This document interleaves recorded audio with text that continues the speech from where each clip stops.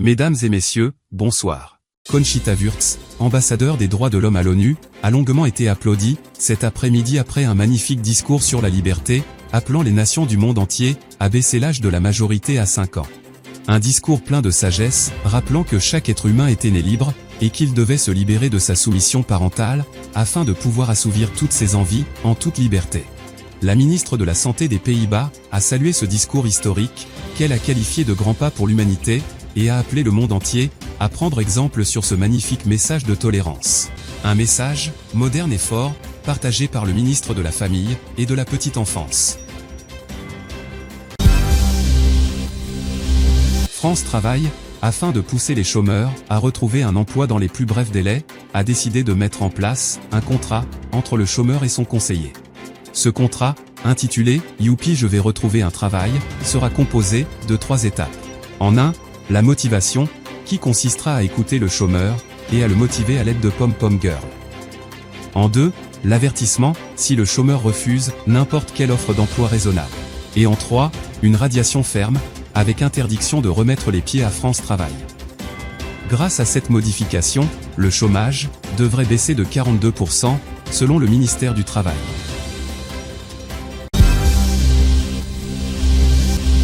Il y a 112 ans de cela, le Titanic a fait naufrage en 1912, dans l'océan Atlantique Nord, au large de Terre-Neuve, suite à la collision avec un iceberg. Un malheureux accident, qui coûtera la vie à plus de 1400 personnes, qui agoniseront des heures, dans une eau glaciale. Plus de 112 ans après ce drame, les journalistes de BFM TV remettent en cause la version officielle, affirmant que c'était bel et bien un acte terroriste, selon le spécialiste de BFM Odyssée, spécialisé dans le génie civil, maritime et islamiste. Selon lui, il n'y aurait aucun doute, l'attentat aurait été perpétré par des esquimaux islamistes radicalisés, fondamentalistes, intégristes et frigoristes. Ils auraient utilisé plusieurs canons à neige, afin de former un jour avant le passage du paquebot, un énorme iceberg. On peut d'ailleurs voir, sur ces images d'archives fournies par BFM Odyssée, les esquimaux terroristes islamistes, réalisant une danse macabre, afin de fêter la réussite de leur crime barbare, abominable et cruel. Après une campagne publicitaire de la marque Whiskas, les chats algériens se plaignent désormais de leur régime alimentaire. C'est par centaines qu'ils ont répondu à l'appel de leurs représentants, les appelant à aller manifester en masse, devant le siège du ministère de l'Agriculture, afin de demander un sac de Whiskas et la libération de leurs frères. Le ministre de l'Agriculture, qui a répondu favorablement à leur demande, a promis de leur créer une marque, spécialement pour eux.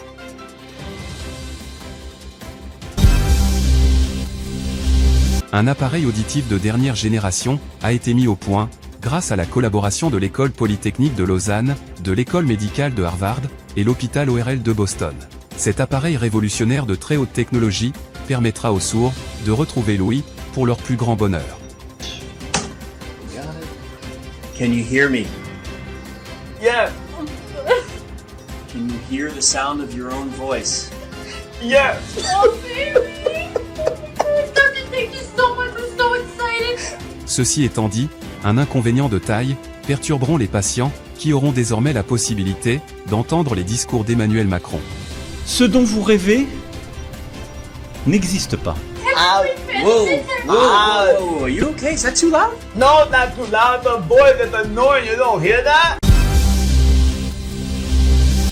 Un dangereux criminel, sans domicile fixe, a été arrêté hier après-midi au rayon fromage, du centre Édouard Leclerc de Nanterre.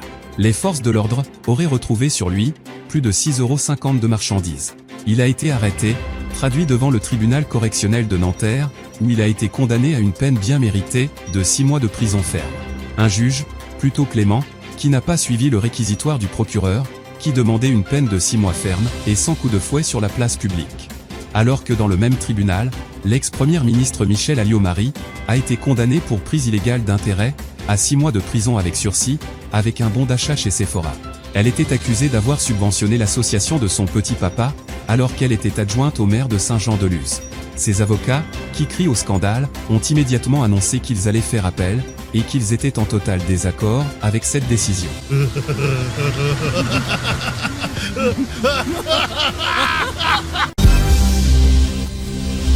Suite à la violation de son espace aérien, et à l'outrage fait à son drapeau national, Benjamin Netanyahou a lancé un mandat d'arrêt international contre l'insolent corbeau djihadiste, soutenu par des zoologistes, antisémites, gauchistes et islamistes bouddhistes.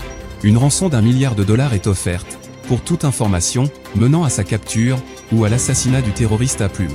Eh bien, si nous ne sommes pas solidaires, eh bien, cette peste du terrorisme viendra chez vous.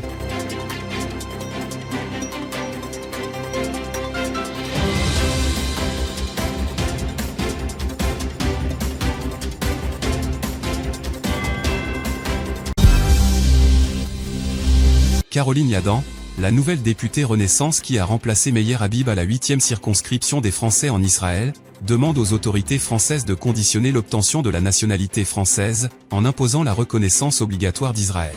Une proposition, qui selon elle, devrait être imposée à tous les Français et toutes les Françaises, ainsi qu'un service militaire obligatoire de 5 ans, au sein de l'armée israélienne. Une proposition pour imposer aux ménages français, l'achat obligatoire de 30% de produits israéliens, a été quant à elle déposée par le CRIF, qui a reçu un soutien inconditionnel de CNews, BFM TV, et Europe 1. On apprend que le président de la République Emmanuel Macron, grand maître de l'ordre de la Légion d'honneur, s'est octroyé lui-même le titre de chevalier des arts et des lettres, pour ses nombreux discours historiques, ainsi que chevalier de la table ronde, chevalier de la table basse, et plus grand homme de toute l'histoire de France. C'est avec une grande humilité, pleine de sincérité, qu'il s'est remercié lui-même, lors d'un mémorable discours qui restera dans les annales, avec un remerciement particulier à tous les CRS, qui ont permis cela. Merci chers amis, ici à Paris et partout à travers le territoire, en hexagone, dans nos outre-mer, comme à l'étranger. Merci. Après plusieurs années d'accalmie, suite à la pandémie qui avait stoppé le monde entier, les autorités françaises auraient découvert un nouveau variant, qui inquiète énormément le HAS, la Haute Autorité de la Santé. Il s'agirait d'un variant algérien, le Covid-DZ, 100 fois plus virulent et transmissible que le Covid-19. Afin de lutter contre ce variant algérien et sa propagation fulgurante, les autorités sanitaires françaises ont décidé d'électrocuter sur place tout individu porteur de ce variant.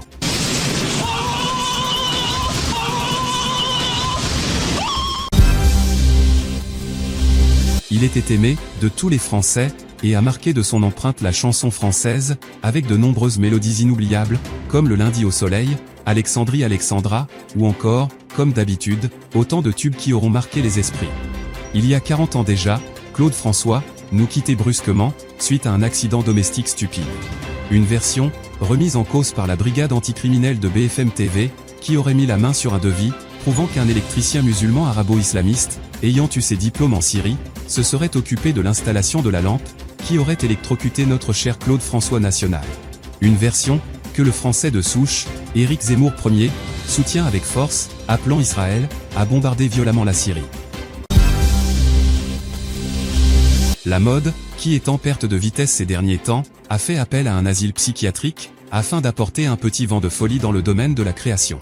C'est ainsi que l'on a pu admirer le travail de 2 patients de l'hôpital psychiatrique de Sainte-Anne, à la Fashion Week qui s'est déroulée ce week-end au Palais de Chaillot. Un défilé, qui a marqué les esprits, notamment les créations très futuristes de 2 patients, Xavier Minouche, interné pour avoir mangé tous les chats de son quartier, et Pascal Le Fumier, qui a mangé le visage de sa voisine. Des modèles, sortis tout droit de leur imagination, ont fait l'unanimité aux yeux du public parisien, ainsi que la maire de Los Angeles, qui leur a proposé de travailler pour la prochaine cérémonie d'ouverture des Jeux Olympiques de 2028, qui se dérouleront à Los Angeles.